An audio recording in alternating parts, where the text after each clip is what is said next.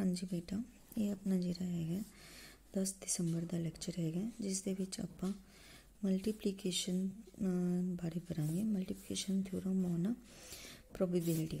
Clear. Multiplication theorem on probability दे which की है कि जे आपां नूं दो events E and F given है associated with the random experiment, तो आपां बेटा जिवें कि पिछे फार्मूला कंडीशन प्रोबेबिलिटी करके आए सी, probability of F conditional E is equal to probability of E intersection F upon probability of E. उसे तो अपने को फार्मूला बन जाता एक तो probability of E intersection F is equal to, ठीक है, इन्हें इधर मल्टीप्लाई कर देते probability of E into probability of F conditional E, जिवें आप पिछे भी करके आए हैं। सिमिलरली यह probability of F into probability of E conditional F वास्ते भी बन जाएगा। या फिर ये जो आप मल्टीप्लीकेशन कर देंगे एक तो चीज़ आ जाती है, दूसरा आ जाता है कि तुम आप करेंगे डिफरेंट प्रोबेबिलिटी कर लवांगे, जिमें ए की प्रोबेबिलिटी कट लत्ती तो बी की प्रोबेबिलिटी कट लत्ती, दोनों की कर देवांगे मल्टीप्लाई कर देवांगे अकॉर्डिंग टू सम। ठीक है, ये दोनों के विचों एक कोई भी फार्मूला यूज़ करके ये आप ये वाले सम्स नूं सॉल्व करांगे। जिमें कि अपनी फर्स्ट एग्जाम्पल हैगी है, फर्स्ट एग्जाम्पल की है कि suppose it is 9 to 7 against a person x who is now 40 years of age living till he is 70। ठीक है, हुण इहदे विच की है कि कोई परसन एक्स है जिहड़ा कि 40 साल का है। ठीक है, तो मीनस उन्हां दी गिनती की अपने को 9 to 7 है। ठीक है, 9 या 7। क्लीयर। तो अपने को की है एक्स परसन हुण 40 साल का तो वो प्रोबेबिलिटी की है मतलब वो 70 साल तक जी सकता है। उस तरह ही अपने को कोई परसन वाई है जिहदी हुण उम्र है 50 साल तो वो 80 साल की उम्र तक जी सकता है। उन्होंने गिनती है 5। क्लीयर। तो मीनस की है आपने फाइंड आउट करना है, find the chance that at least one of this person will be live 30 years हैंस। ठीक है, आपने इस चीज़ की प्रोबेबिलिटी फाइंड आउट करनी है कि घट्टो घट्ट एक परसन जिहड़ा है वो 30 साल की, देखो ना 30 साल का गैप है 40 to 70 एंड 50 to 80, घट्टो घट्ट 30 साल एक परसन तो जरूर जिंदा रहेगा। तो एक्स दे विचों अपने को जिहड़ी प्रोबेबिलिटी आ जाती है, probability of x the chance that x will die within 30 years। ठीक है, तो अपने को टोटल परसन है जिहड़े एक्स पीपल है तो 30 साल की उम्र के मर जाएंगे। तो टोटल पीपल है 9 + 7 8 16 तो 9 पीपल जिहड़े वो मर जाएंगे।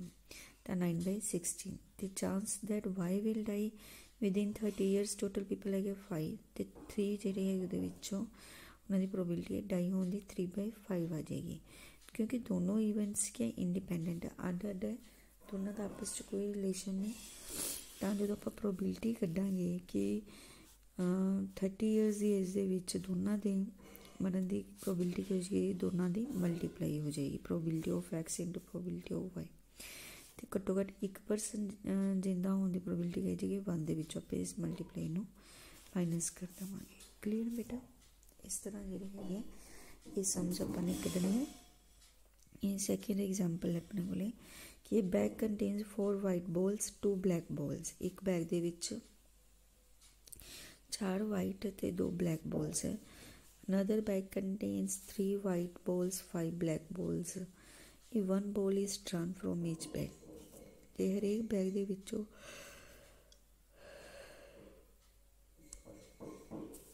हरेक बैग दे विचों एक बॉल डिग रही है। Find the probability that both are black. तो अपने कढ़नी है कि दोनों बॉल्स की है ब्लैक है। क्लीयर। तो हुण इहदे विच आपां की करांगे, आपां फर्स्टली डिनोट कर लिया A is the black ball is taken from first bag तो बी प्रोबेबिलिटी है सैकेंड बैग दे विचों ब्लैक बॉल आउण दी। तो प्रोबेबिलिटी ऑफ ए बैग दे विचों ब्लैक बॉल की प्रोबेबिलिटी की बन जाएगी अपने को 2/6 बन जाएगी।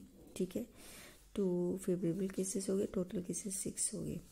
तो बी बैग दे विचों अपने को प्रोबेबिलिटी है ब्लैक बॉल आउण दी 3 + 5 8 तो 5 अपने को ब्लैक बॉल्स है। तो बोथ बॉल्स आर ब्लैक, दोनों बॉल्स ब्लैक होने की प्रोबेबिलिटी होई दोनों की मल्टीप्लाई कर दो, सिंपल है।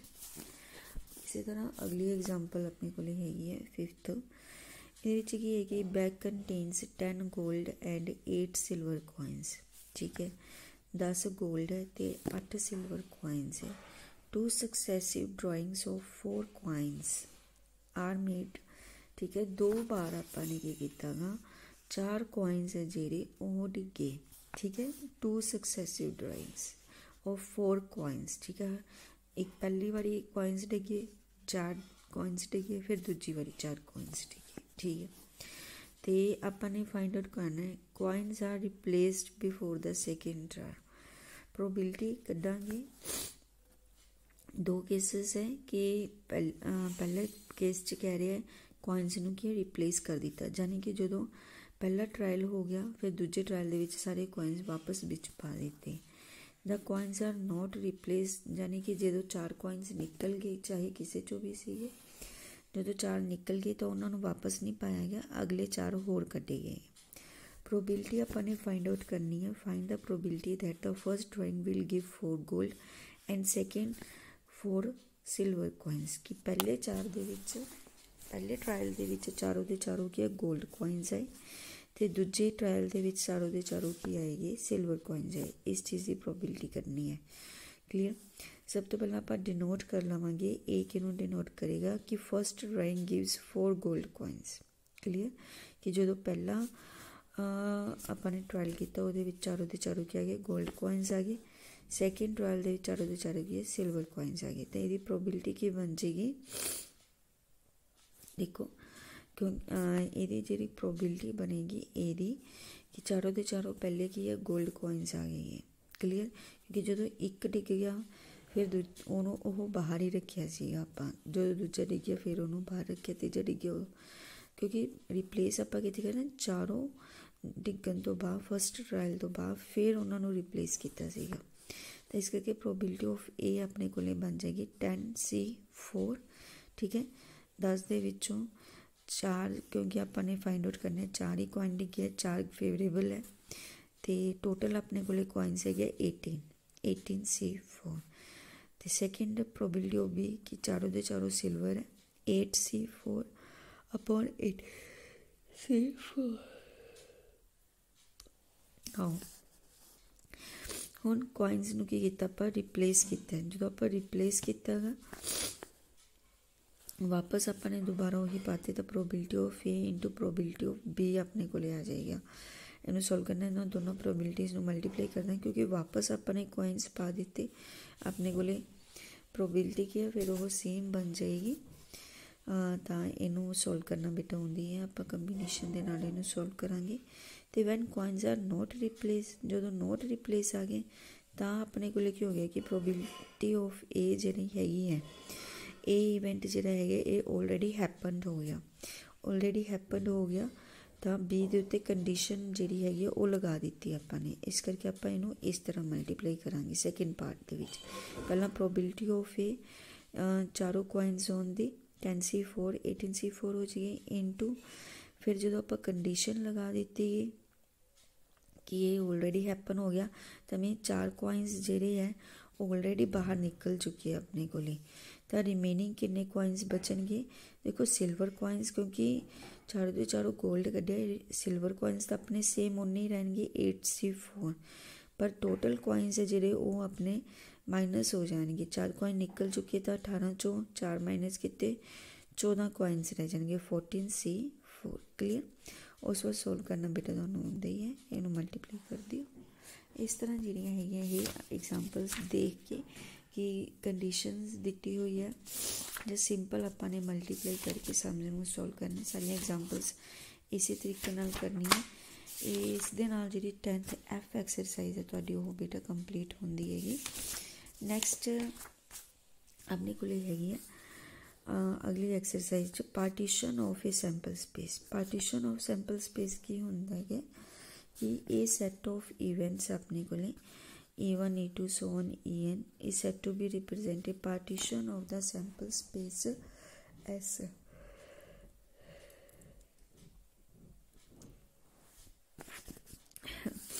सैंपल स्पेस एस है, ਉਹਦੇ ਵਿੱਚ ਆਪਣੇ ਕੋਲੇ ਈਵੈਂਟਸ ਗਿਵਨ है E1 E2 so on EN, ਤੇ ਆਪਾਂ ਇਹਨਾਂ ਨੂੰ ਕਹਾਂਗੇ ਈਵੈਂਟਸ।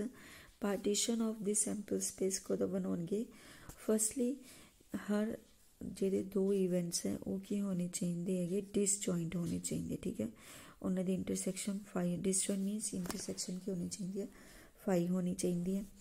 ਸਾਰੇ ਦੇ ਸਾਰੇ ਜਿਹੜੇ ਇਵੈਂਟਸ ਹੈ ਉਹਨਾਂ ਦੀ ਜੇ ਯੂਨੀਅਨ ਕਰਾਂਗੇ ਤਾਂ ਆਪਣੇ ਕੋਲੇ ਸੈਂਪਲ ਸਪੇਸ ਹੀ ਬਣ ਜਾਏਗਾ। ਤੇ ਹਰੇਕ ਇਵੈਂਟ ਕੀ ਹੋਣਾ ਚਾਹੀਦਾ? ਨੋਨ ਜ਼ੀਰੋ ਹੋਣਾ ਚਾਹੀਦਾ, ਗ੍ਰੇਟਰ ਦੈਨ 0 ਦੀ ਵੈਲਿਊ ਹੋਣੀ ਚਾਹੀਦੀ ਹੈ। ਕਲੀਅਰ?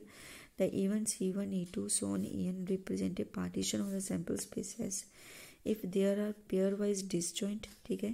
pairwise की होनी चाहिए? disjoint होनी चाहिए। intersection 5 exhaustive मतलब यूनियन की उन्हों की सैंपल स्पेस बनावे and having non zero probability, तो उन्हों की प्रोबेबिलिटी की होवे नॉन जीरो हो, तो उन्होंने आप कह दें पार्टीशन ऑफ सैंपल स्पेस कह दें। तो यदी थ्योरम आ जाती है थ्योरम ऑफ टोटल प्रोबेबिलिटी, ठीक है। रिजल्ट बेटा ध्यान च रखना तुसी कि जे अपने को इस तरह की पार्टीशन ऑफ सैंपल स्पेस होंदी है तो आप प्रोबेबिलिटी ऑफ ए किमें कड्डांगे? Where A is any event associated with S, ठीक है। ये अपने को एनी इवेंट है एस का, तो ये जो आप प्रोबेबिलिटी करनी किमें निकलेगी? Probability of E1 into probability of A conditional E1 plus probability हो जानी कि E1 इवेंट ऑलरेडी हो चुकी है तो ए की प्रोबेबिलिटी करनी है, फिर प्लस कर देंगे प्रोबेबिलिटी ऑफ E2 ऑलरेडी हो चुकी है तो ए की करना। इस तरह सोवन आप जो है इनू जिन्ने भी अपने को इवेंट्स होंगे उन्होंने वास्ते कर सकते हैं। एग्जाम्पल्स देखो है कि फर्स्ट एग्जाम्पल अपने को कि a person has undertaken a construction job, ठीक है। एक जो परसन है वो की है कंस्ट्रक्शन जॉब वास्ते उन्होंने चुनिया गया है। The probabilities are 0.65, the probabilities are 0.65 that there will be strike, ठीक है। कंस्ट्रक्शन जॉब ते गए हैं तो बेटा तुहानू पता ही उत्थे की है स्ट्राइक्स हो जाती है ना, जिहड़े लेबर वाले होंदे आ वो स्ट्राइक्स कर देंदे हैगे। क्लीयर? तो स्ट्राइक होने की प्रोबेबिलिटी है 0.65, 0.85 that the construction job will be completed on time, ठीक है।